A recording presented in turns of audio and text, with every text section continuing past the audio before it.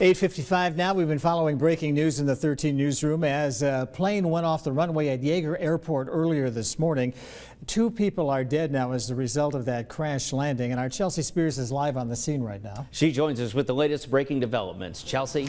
Jack, airport officials just came up to us to talk to us and share some more information. They do confirm that the 2 people who died in this crash were the pilot and the co-pilot. Now, right now, their names are not being released, but we are told they were the only 2 people on board this short 330 at the time of the accident. I want to show you what's happening right now. If we zoom in, we're on top of a Yeager Airport garage right now, but here we still have an active scene. We are told that crews here are trying to reach people on board the plane. It was very difficult because this plane went into a very wooded area, so it was difficult to reach them, but they were finally able to get that. Now, right now, the plane is still on the hillside. Most of the wreckage also on the hillside, not on this runway right now. We are told the plane is going to stay there, actually, because the National Transportation Safety Board is on their way out here. They're going to be turning this project, this case here, from a recovery phase into an investigation. Now they're going to be trying to figure out what caused this plane crash right around 7 this morning. We are told the plane was landing at Yeager Airport here. They were coming from Louisville. Now, we are told that this was an air cargo carrier. We are being told that it was not a mountain air cargo. Now it is an air cargo carrier. That is the plane that crashed here a little earlier this morning, killing a pilot and a co-pilot. Now, right now, again, no names being released, no cause at this time, but the airport still remains closed. We're told they're going to try and reopen the airport and get this back open as soon as possible, with no word on just how long that will take. Jack and Brian?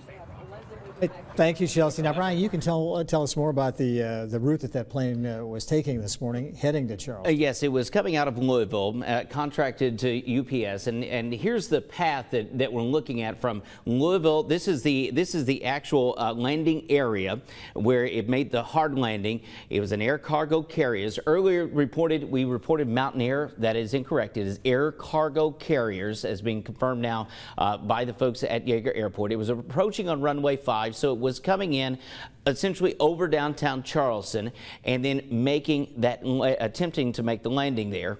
It was a hard one and then went off the runway to the left. What we see left on the runway area, just off to the left, is a wing and also a wheel. Now, let me show you the path. It came out of Louisville, and this is a look at the radar data, the current radar data, as well as the flight path. It goes from Louisville, makes its way to essentially Lexington, and then follows just south of I-64 through eastern Kentucky and then into West Virginia. Now, this was the path that was scheduled, and this airplane, this crew, they usually make this trip every night, and they return every morning. Now, this is a view from across the airport. So where Chelsea's at, she's on top of the parking garage, but we are across I-77 and the Elk River. Right, so you're looking back towards the airport from across I-77 on this shot. Yes, that is correct, and you can see the crime scene tape, or essentially the area that's been marked off.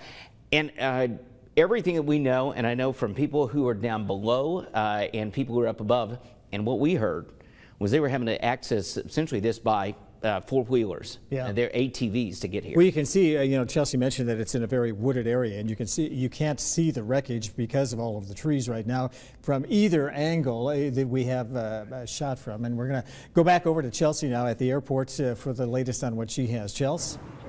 Well, yeah, Jack, it is difficult to see that plane because it's obviously over this runway from where we're standing. But even if you were on the other side, it's in that wooded area. But we are able to see a part of the wing, at least a little earlier this morning, and also a wheel that had landed on the runway after this crash. We're told that plane coming in from Louisville hit the ground hard. That wing hit the runway before it went over the hillside and off the runway.